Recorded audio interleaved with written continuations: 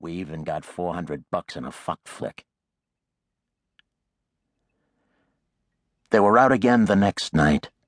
This time, the target was an aging 70s rambler in the working-class duplex lands southwest of Dallas. A 2-year-old Porsche Boxster was parked in the circular driveway in front of the house. Lights shone from a back window, and a lamp with a yellow shade was visible through a crack in the drapes of the big front window. The thin odor of bratwurst was in the air. A backyard barbecue, maybe, at a house further down the block. Kids were playing in the streets a block or two over, their screams and shouts small and contained by the distance, like static on an old vinyl disc. The two men cut across a lawn as dry as shredded wheat and stepped up on the concrete slab that served as a porch. The taller of the two touched the pistol that hung from his shoulder holster. He tried the front door. Locked. He looked at the shorter man, who shrugged, leaned forward, and pushed the doorbell. John James Morrison was the same age as the men outside his door, but thinner, taller, without the easy coordination. A gawky, bespectacled Ichabod Crane with a fine white smile and a strange ability to draw affection from women. He lived on cinnamon-flavored candies called hot tamales and Diet Coke, with pepperoni pizza for protein. He sometimes shook with the rush of sugar and caffeine, and he liked it. The men outside his door stressed exercise and drug therapy, mixed creatine with androstenedione and vitamins E, C, B, and A.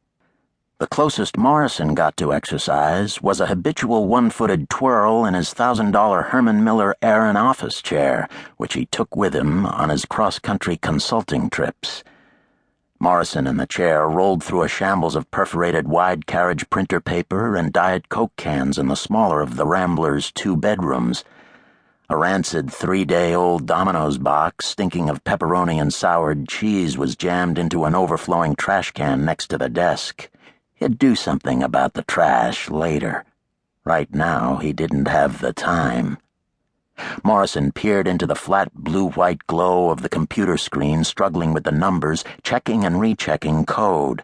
An Optimus transportable stereo sat on the floor in the corner with a stack of CDs on top of the right speaker. Morrison pushed himself out of his chair and bent over the CDs, looked for something he wouldn't have to think about. He came up with a Harry Connick Jr. disc and dropped it in the changer.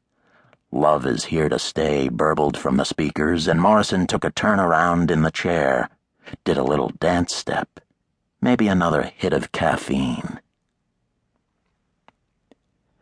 The doorbell rang. 11 o'clock at night, and Morrison had no good friends in Dallas, nobody to come calling late. He took another 2 steps to the office door and looked sideways across the front room through a crack in the front drapes. He could see the front porch.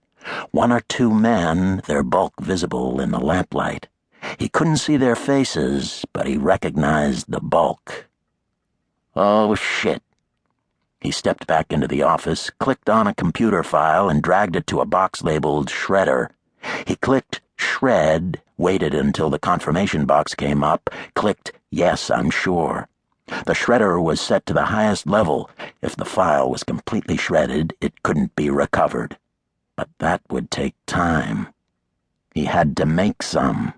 He killed the monitors, but let the computer run. He picked up his laptop, turned off the lights in the office, and pulled the door most of the way closed, leaving a crack of an inch or 2 so they could see the room was dark.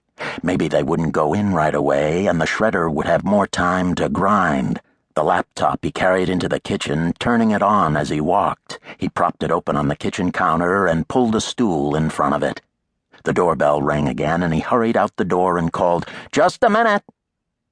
He looked back in the computer room, just a glance, and could see the light blinking on the hard drive. He was shredding only 1 gigabyte of the 20 that he had. Still, it would take time.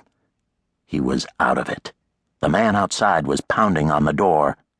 He headed back through the house, snapped on the living room overhead lights to let them know he was coming, looked out through the drapes, another 10 seconds gone, and unlocked the front door. "Had to get my pants on," he said to the 2 men on the stoop. "What's up?"